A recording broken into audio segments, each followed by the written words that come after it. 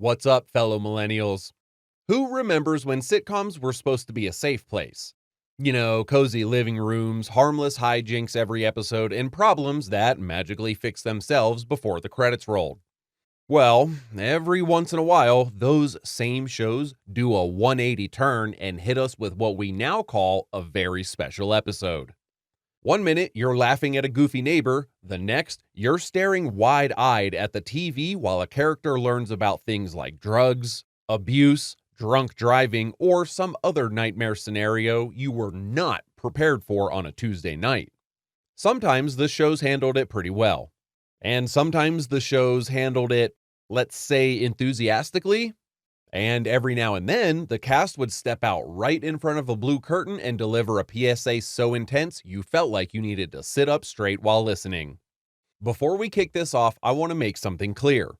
These weren't always gentle life lessons. Some of them were straight up traumatic. These were the moments that made every millennial kid watching think, wait, are sitcoms allowed to do this? So today, join me as we dive into 9 of the most unforgettable, most emotionally scarring, most shocking, very special episodes that still haunt millennials to this day. So let's settle into the couch and brace ourselves and maybe grab us a box of tissues too, because these episodes didn't just tug at your heartstrings. They ripped them clean out, Mortal Kombat style. So let's get right into that, and I mean tugging on the proverbial, not literal heartstrings. Number 9. Boy Meets World, episode titled Dangerous Secret, 1996. You're just gonna have to trust me on this one, okay?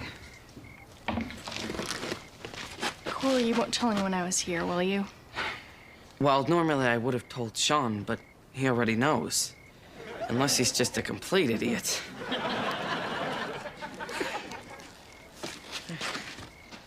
For 7 hearty seasons on ABC's TGIF, we watched Corey Matthews, his longtime crush turned soulmate Topanga, and his best friend Sean navigate all the usual highs and lows that come with growing up.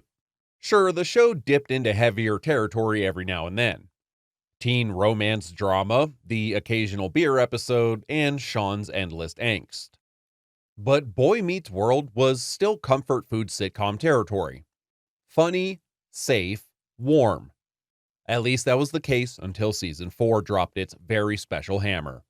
Season 4's episode titled Dangerous Secret starts with Corey trying to check in on a sick Sean, only to find a classmate, Claire Ferguson, hiding out in Sean's trailer. Sean refuses to explain and swears Corey to secrecy, leading Corey to jump to the wrong conclusions and nearly blow up his relationship with Topanga in the process. However, the tone of the episode shifts dramatically when Sean finally reveals the truth.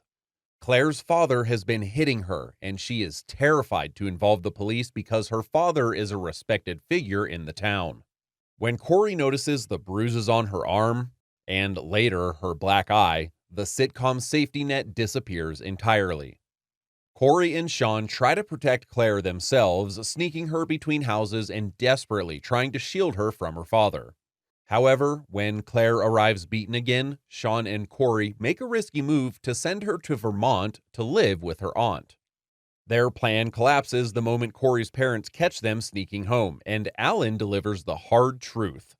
The only way to stop Claire's father is through the police. Sean finally agrees, and Corey's parents take him to file the police report. Days later, things have calmed down. Claire makes it to Vermont safe and smiling, while her father enters counseling and rehab. This leads to Corey and Topanga reconciling as well, deciding they don't want to rush into adulthood. Not when Claire had been forced into it far too early. It's one of the darkest, most affecting episodes of Boy Meets World. And for too many millennials, Claire's bruises remain one of the show's most unforgettable images. Goes to show you, sometimes TGIF wasn't just teaching you about growing up. Sometimes it showed you the darkness kids prayed they never have to face. Number 8. Captain Planet and the Planeteers, episode titled A Formula for Hate, 1992. Arcing throw, and it's stolen! Todd Andrews stole the ball! He bets it out to Sturgis! Sturgis is out!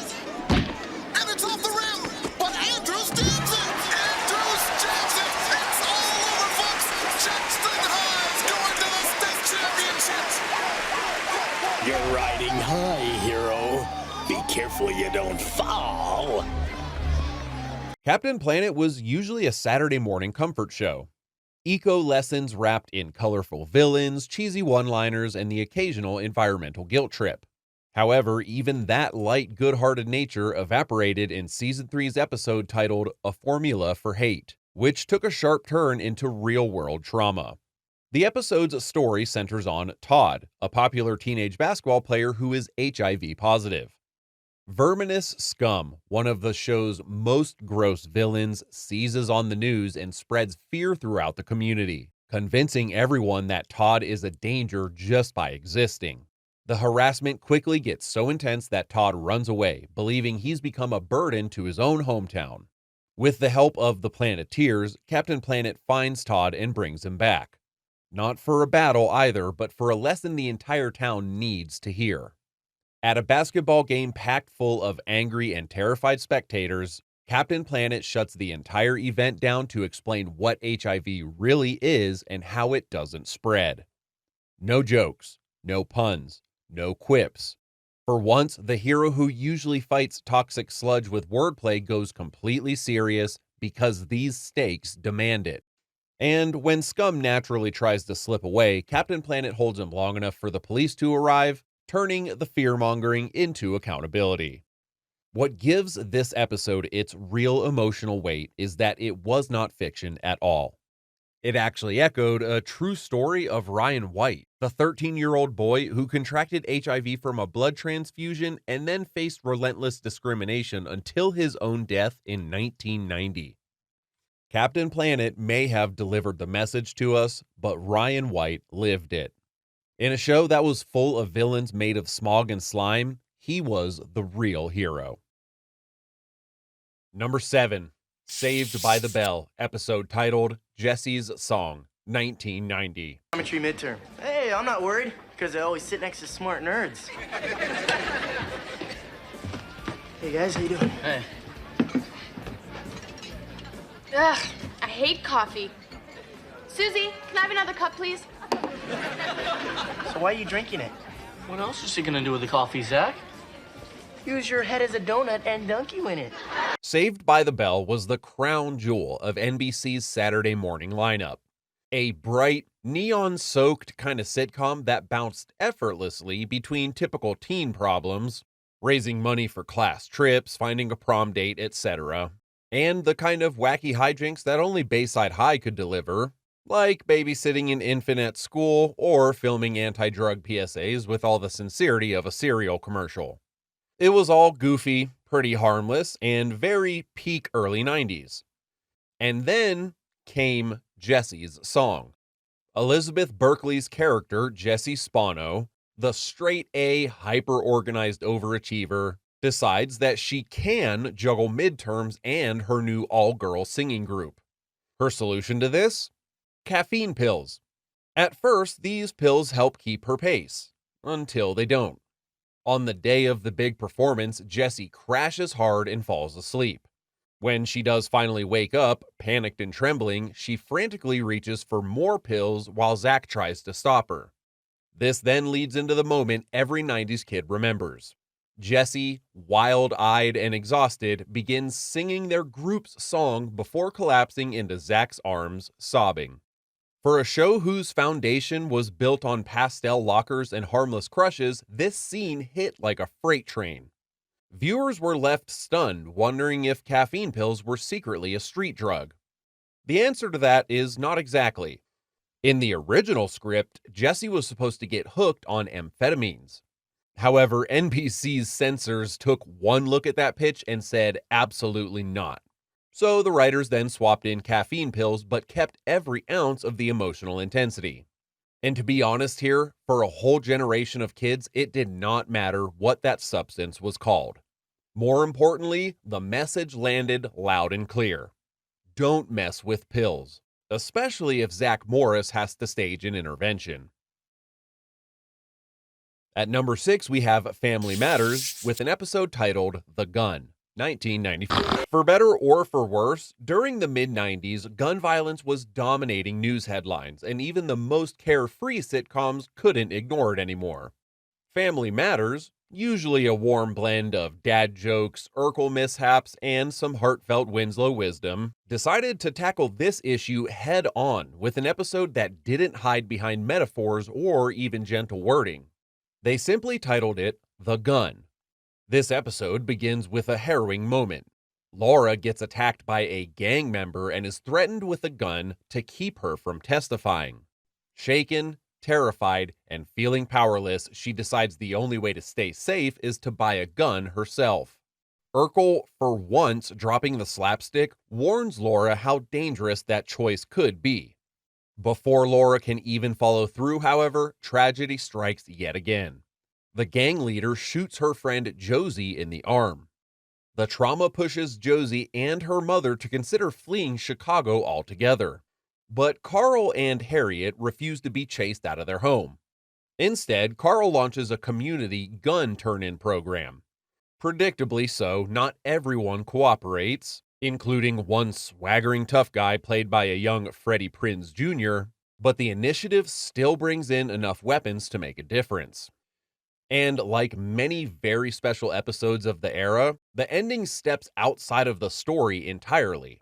Jaleel White and Kelly Shane Williams both appear as themselves, speaking directly to the audience about preventing gun violence before it can even start. Sure, the episode titled The Gun does simplify a deeply complex issue. This is still a family sitcom with a 22-minute runtime after all. But the intent was unmistakable. For 1 week, Family Matters put aside the jokes, the pratfalls, and all of the Urkel chaos to send a message that they hoped kids everywhere would remember long after the credits rolled. Number 5, Home Improvement, with the episode titled The Longest Day, 1996.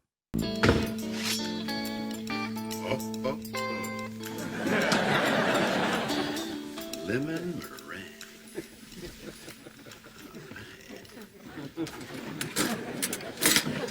Don't touch that pie! That's for after dinner. I wasn't going to touch it. Well, then what are you doing with the fork? I had a little itch, honey. Oh. Home Improvement, just like the other shows we mentioned, was supposed to be safe territory. You know, goofy power tool mishaps, sibling rivalry, and Tim the Toolman Taylor blowing something up in the backyard. However, in 1996, this show gave us one of the most unexpectedly devastating very special episodes of the decade. Instead of the typical slapstick comedy, viewers got to watch The Longest Day, a story about Randy Taylor facing a possible cancer diagnosis. And this shook millennials to their core regardless of their age. Per usual, the episode starts out innocently enough with Jill taking Randy to the doctor. Randy's been tired lately, nothing dramatic, until the doctor notices some swelling in Randy's neck. He's then sent to a specialist, and suddenly Tim and Jill are hearing words that no parent wants to ever hear. It could be a harmless goiter. It could also be hypothyroidism. Or, the one that freezes the entire room, thyroid cancer. The results won't come in till the next day, which leaves the family suspended in a nightmare-type waiting game. Tim and Jill both try to protect Randy by keeping the cancer scare a secret, but kids always know when something is wrong. Randy senses their fear, then grows more anxious himself, and finally confronts the kids. What follows is one of the most grounded, most emotional scenes that show ever produced. A family dropping all pretense and promising to face whatever comes together. When the call finally does arrive, the relief hits hard. It isn't cancer. Randy will need medication for hypothyroidism, but he's going to be okay. ABC reportedly even hesitated to air this episode, and you could probably see why. Cancer is terrifying, and it's worldwide. Cancer doesn't care where you were born, what color your skin is, or what you believe in. Cancer involving a child is doubly as heartbreaking. And perhaps the most unsettling part is the randomness. The idea that it can and does happen to anyone without warning. For countless kids watching, the episode titled The Longest Day was their first brush with that kind of reality. This home improvement episode still stands tall as one of the most unforgettable heavy episodes of a 90s sitcom that ever dared to air. Number 4, Roseanne, episode titled Crime and Punishment, 1993. Darn. What's the matter, Deej? This problem's impossible. I'm supposed to multiply 1/4 times 1/7 and give the answer in base 2. You know, Deej, it's ironic. You're a kid. You're not supposed to have any problems. You go to school and they give them to you. Either help me or be quiet so I can work. Roseanne was never shy about wading into real-life issues. While most 90s sitcoms played it safe with tidy lessons and laugh tracks, Roseanne always leaned into the messy, complicated truth of blue-collar family life. But even by the show's own standards, Season 5's episode titled Crime and Punishment ventured into darker territory than anyone could have expected. The episode begins with Roseanne sensing something is off with her sister Jackie.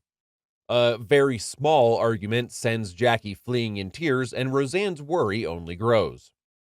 Things seem to settle down when Jackie later stops by to apologize, and then the two ladies make plans for a movie night together. However, the illusion Jackie was putting on is shattered when Darlene accidentally walks in on Jackie changing and sees her aunt's body covered in bruises. It's then that the devastating truth comes out. Jackie's boyfriend, Fisher, has been beating her. Roseanne, shaken and furious, yanks her sister into a hug, offering the kind of fierce and protective comfort the character was known for.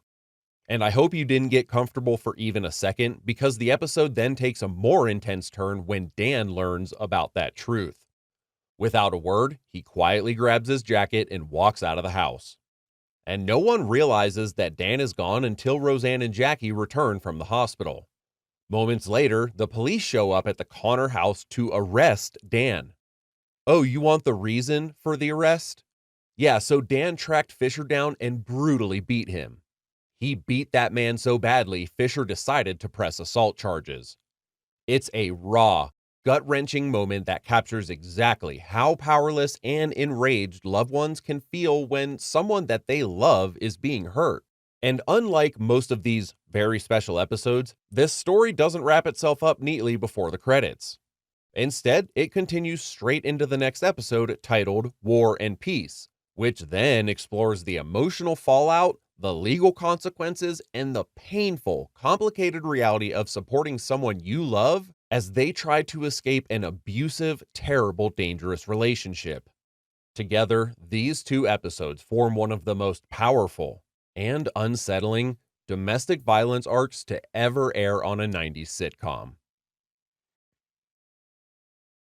Number 3, Blossom, with the episode titled 38 Special, 1993.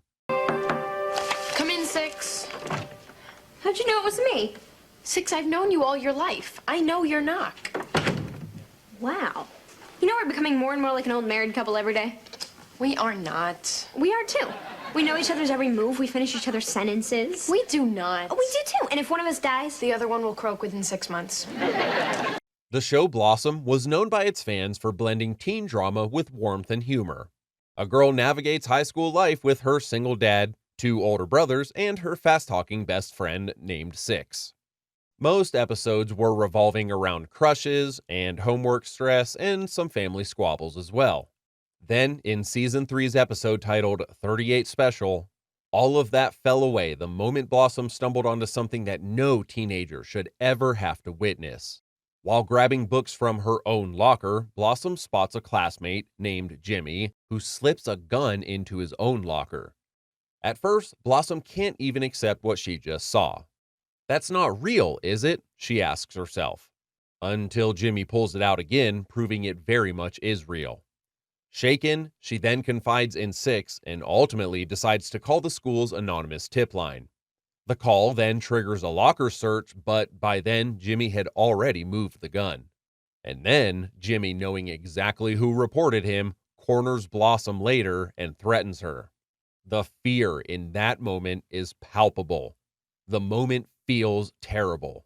After this event, Blossom turns to her older brother, Tony, who admits the world feels a lot darker than when he was in school. But nothing prepares Blossom, or the audience for that matter, for the final scene. Blossom learns that Jimmy has died after accidentally shooting himself. There's no build-up, let alone dramatic build-up, at all. There's no lesson delivered by an adult. Just devastating news delivered bluntly, followed by Blossom collapsing into Vinny's arms in stunned silence. And decades later, this episode still is frighteningly relevant. Thank heavens, Jimmy doesn't hurt anyone else, but the potential hangs over every minute of the episode like a storm cloud. Watching it now, being the end of 2025, with the modern reality of school violence, it's impossible not to feel a chill.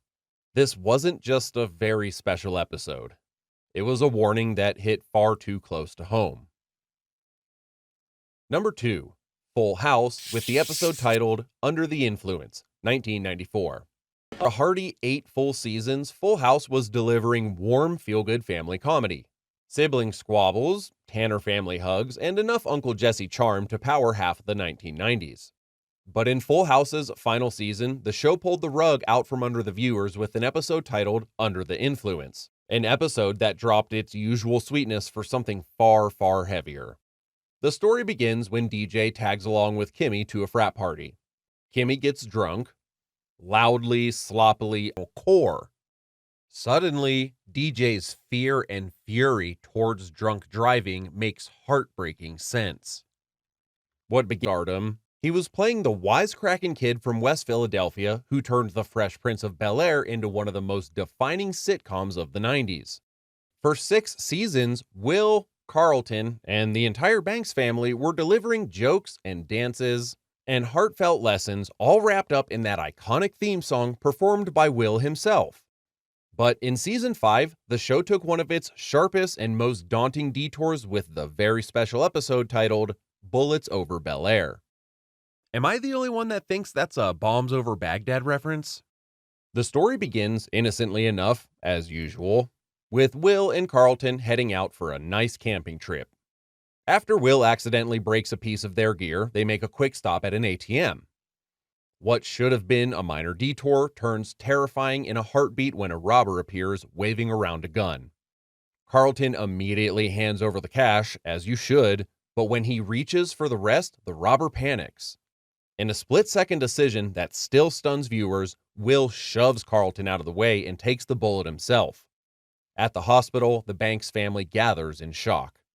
Doctors then reveal that the bullet nearly hit Will's spine, just a fraction of an inch away from permanent paralysis. But of course, our boy's got some plot armor, so he'll recover. The family tries to joke to ease the tension, but Carlton isn't having it. He just can't shake what happened. The next morning, he returns to Will's hospital room looking hollowed out and carrying a gun himself. Oh man, this is some darkest timeline kind of stuff. For the entirety of the show, no other scene makes the character Carlton Banks seem so brooding and also out of character. Horrified, Will pleads with Carlton to put the gun down before he ruins his own life, or for that matter, ends somebody else's life. Carlton, with his hands trembling, finally hands Will the gun. When he leaves, Will empties the chamber, bullets hit the floor, and Will breaks down in tears. And guess what? There's no jokes. There's no music. Just raw grief and raw fear. Bullets Over Bel-Air wasn't just shocking because Will got shot, but rather it was the unraveling of Carlton's psyche. If you're not familiar with this show, this was literally the lovable sweater-vested comic relief of this show. Seeing that specific character so traumatized that he resorted to buying a gun shook audiences, and it's still landing for me today. Decades later, the possibility of Carlton killing someone, or being killed himself for that matter, remains one of the most haunting moments in sitcom history. I wanted to wait till the end of that segment to say that I loved me some Fresh Prince of Bel-Air when I was growing up. Just off the top of my head, since this part is unscripted, I have seen The Fresh Prince of Bel-Air in its entirety at least 2.5 times over. So, while that does wrap up our countdown of 9 of the most traumatizing, very special episodes millennials ever got to experience, I naturally want to know from y'all which of these moments hit as hard as the Fresh Prince moment hit for me. Once the late 90s rolled in, these kind of episodes started to fade away because they were being replaced by shows that worked in serious themes into their stories more naturally.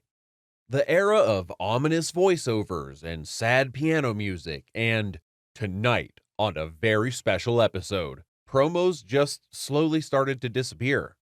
But for all of us who grew up watching these, yeah, those emotional scars still live on. Do you think we missed one on this list that kept you up at night? And do you by chance think these episodes were actually helpful messages? Or were they that kind of bizarre tonal whiplash that was wrapped up in a moral lesson? Thank you so much for watching this video and taking on this emotional roller coaster with us.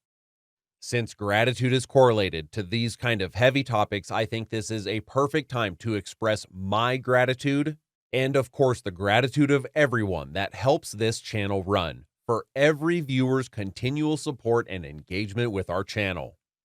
If you enjoyed revisiting these unforgettable and occasionally very uncomfortable TV moments, then you know what to do. Please hit that like button if you enjoyed the video. Subscribe to the channel if you haven't already. And there's a little bell button that you can press so you don't miss out on any of our deep dives into the shows that help shape us.